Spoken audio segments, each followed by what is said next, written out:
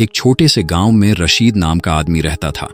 वह एक अमीर जमींदार था, मगर बहुत लालची और जालिम था। उसका काम सिर्फ पैसा इकट्ठा करना और गरीबों का हक मारना था।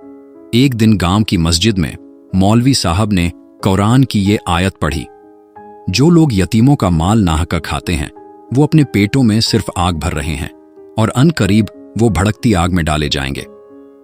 सूरह अन-निसा 4:10। ये सुनकर कुछ लोग सोचने लगे, क्योंकि रशीद ने कई यतीमों और गरीबों का माल जबरदस्ती छीना था।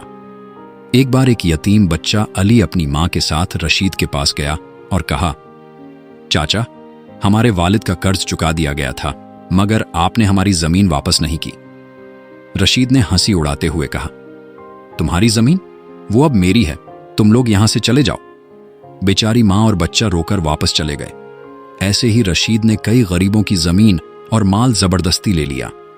एक रात रशीद अपने मखसूस कमरे में बैठा माल गिन रहा था, जब अचानक उसके घर की छत से अजीब सी आवाज आई। वह घबरा गया।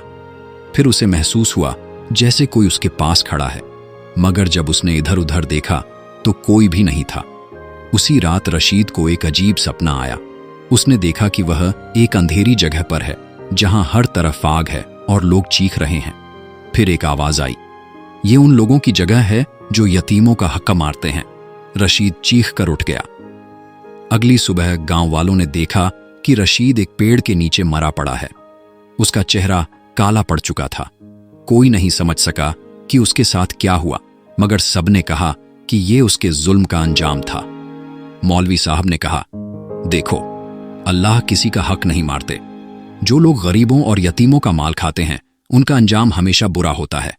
हमेशा हलाल कमाओ और किसी का हक मत मारो। लोगों के दिल पर यह बात असर कर गई और सबने तौबा की। इबरत और नसीहत, हमेशा हलाल माल कमाओ, यतीमों और गरीबों का हक मत मारो।